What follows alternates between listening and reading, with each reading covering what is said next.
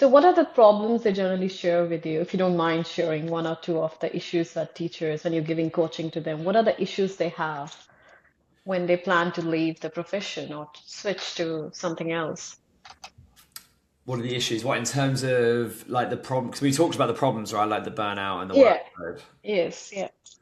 Like what problems they when you give coaching to the teachers, they share their journey, like if they're planning to change their profession, what are the reasons they give you? Some of the reasons. Yeah, I mean, it's a lot of the reasons we've spoken about already, like in terms of the workload, not feeling good enough, not feeling appreciated. It's rarely pay. I don't think anyone Oh goes into yeah. teaching to become a millionaire, and a lot of the pay increases we see in the UK are, a minimal. The school have got to then front the bill for that. So, but these teachers actually join the coaching because they think it's going to be all about their professional development, almost like some sort of instructional coaching we're going to do. These Mm-mm. ladies, for instance, on coaching, they've been teaching for over 25 years. They are experts in their field, in their subject.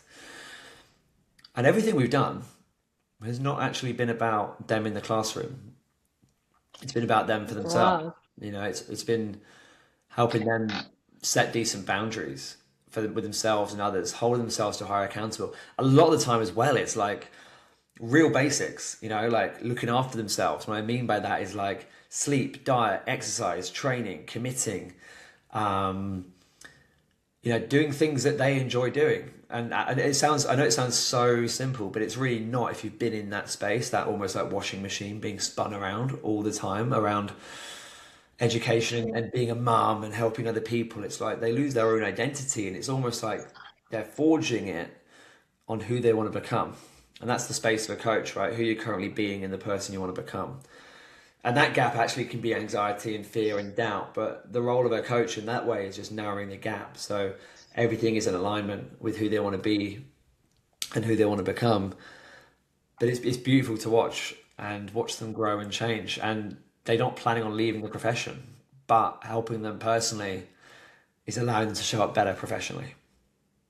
Wow, you might be enjoying this conversation with different teachers around, like, that when you're coaching them. It's really good. Like, you're helping them to come out of that and think about teaching again with more enthusiasm and with their involvement, what they're doing.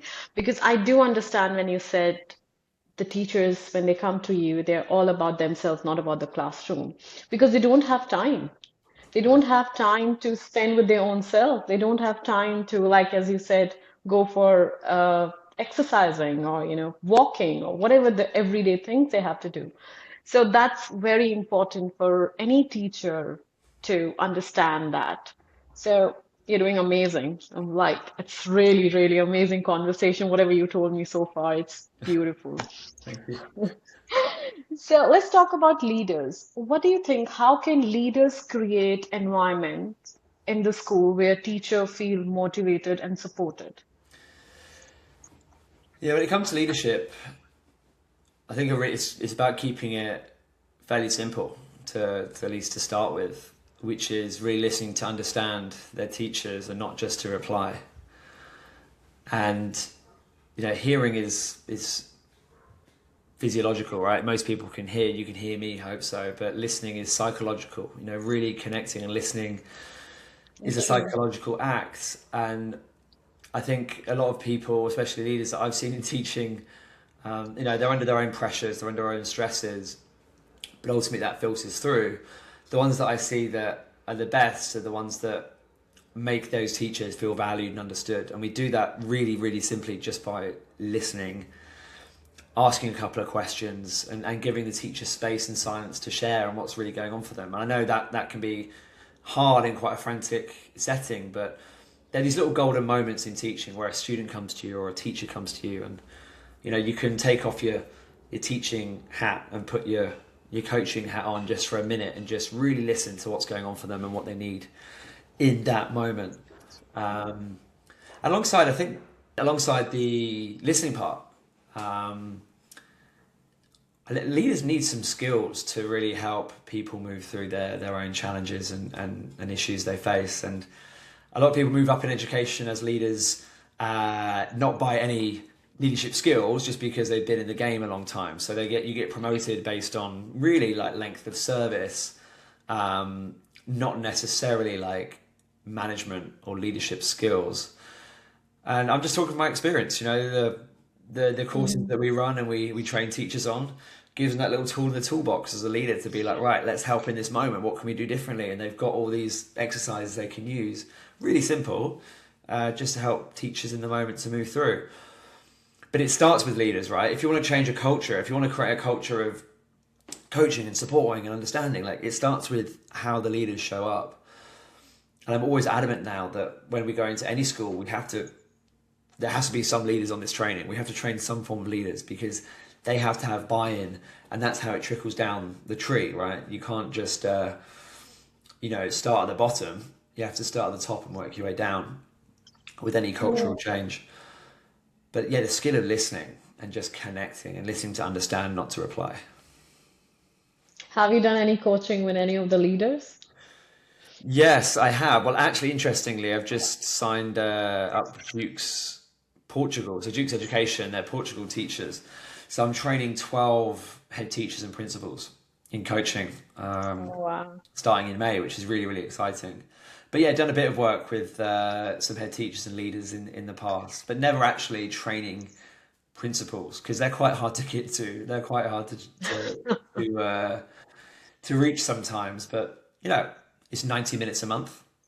That's all they've got to commit to.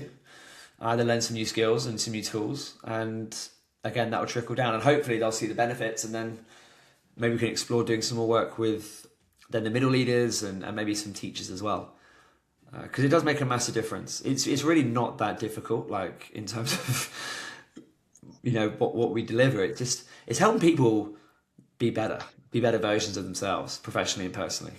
And And have they shared some of their struggles as a leader with you? Like what kind of struggles do they face? yeah, I mean, like I said, I haven't done loads of um, training of the teachers, sorry, the leaders yet. So I can't necessarily answer that, but I know they'd have their own pressures, and yeah, sorry about that one. I can't really answer that one necessarily. Oh, it's okay, it's okay. I wouldn't say I'll let you know about that. Let's say I'll once I've Maybe, yeah, in the next podcast we can discuss more about that. yeah, that'd be cool. What, It'd be nice. yeah. What role does work-life balance play in this decision where, when teachers is deciding to be in teaching profession, does it, as you mentioned, they don't think about themselves, they are, you know, not taking care of themselves. What, apart from work-life, what advice would you like to give it to them about the role of work-life balance? I think the the quote comes to mind like how you do anything is how you do everything. And what I mean by that is that if your teaching life is if you're not setting decent boundaries in your teaching life, or you're feeling like again like you're spinning around in a tornado, then that's gonna lead bleed almost into your personal life. And it's sometimes it's just being disciplined, and there's always things to do, isn't there? There's always the extra book to mark or that lesson to plan or tweak or change, and ultimately your energy is everything, and we want you to show up really as like an energized, passionate teacher. You want your kids to show up as a passionate teacher, parent. And if it means setting some stricter boundaries with yourself, then that's the right thing to do. Because I think so many people like wear the busy badge, or so many teachers like, yeah, I'm busy, I'm doing lots of stuff, and wear that as like a badge of honor. It's like, what about the boundaries as being a badge of honor? These teachers I'm coaching at the moment, one of their action steps, one of them was like, I'm going to finish at 5 p.m. 2 days a week. So then I can go home and then I can spend time with my kids, go for a run, and get an early night. And she's doing her students then a great service. She's doing a disservice if she's working late and then showing up burnt out. And that's the problem. We just keep giving our teachers more. There's always more to do. And it comes from the system and then the leadership as well. But you got to put a line in the sand and say, like, almost like Gandalf, Lord of the Rings, like, you shall not pass. This is the moment I'm going to just pause, and this is what I'm standing for now. Yeah, right. What memories do you have as a child? Because your mom was a teacher too. So do you remember like how as a family, or is there any kind of changes that happened when she was a teacher, and any memories you have as a child? Yeah, I mean, my mum was she was a teacher, and then when I was born, she created a nursery school, so like a kindergarten Ah, okay. for little kids, and that was actually um, the first nursery. She grew that to five nurseries. She was an entrepreneur slash teacher, a bit, I guess, a bit like Wow. me. Um, and that was always really cool growing up. And I think that's where the whole watching her run a business and education was always inspiring for me. And no disrespect to the profession, but I never wanted just to teach. I Mm. always wanted to be an entrepreneur at some stage. And watching her create that and lead the way on that was super exciting. And that's what my little brother's doing now. My little brother runs the another nursery Oh, school nice. with them as well. So he was a teacher as well. He taught in primary year one, year two. So we come from a family of teachers, but I guess people also running businesses in education and trying to improve things for everyone. That's great. Amazing. So looking ahead, what does the future of the teaching profession? Well, hopefully, it looks like something that's going to change and bring in more personalized learning for the students, reduction of standardized testing, reduction of the curriculum, um, and these changes with AI and what's happening there. It's a really exciting time. That's what I'd love to see different. Um, what I'm seeing actually more in the schools currently, a lot of schools, especially these international schools, going more for a very, very like hybrid learning environment where they might still be doing like the IB curriculum or another established curriculum, but the students are joining the classes either in like learning hubs at school, like online and getting lessons, and then going out and exploring their passions, or doing it purely remotely all around the world. And I think that's probably where things are going. And I don't actually know I can't really see where the future of like these other, exam boards and things like that are going. But I can see more of a flexible learning environment, and I think that'd be good in so many ways, as long as it's controlled in the right way. Mhm. But at the moment, it's over controlled, right? And I think we can give a bit Exactly. more freedom to our teachers and our students moving forward. And I think you can see that's possible. With a lot of a lot of these schools have got like AI coaches for their students, giving them personalized approaches and learning, and it's exciting to see. And ultimately, we are clinging on, aren't we? In education, we're clinging on to the past. Like everything is everything has changed at such a fast pace recently, especially. But we're still clinging on to the 5 1 hour lessons, the 30 kids sat down in desks facing the board, answering to the sound of a bell, all this stuff that's been going on for literally centuries. We're still clinging on to our fingernails. It might be a conformity thing. I'm not really sure, but imagine having like more like Sir Ken Robinson, like the legend, Mm. always spoke about that creativity and making learning personalized. And I think with this technology that we're seeing, like it is possible. Um, but I always fear, like even with, let's say we have AI and we're planning lessons and AI is marking our tests and assessments, and at the moment I couldn't see that the school would give that time to the teachers. They just make them do more stuff. Mm.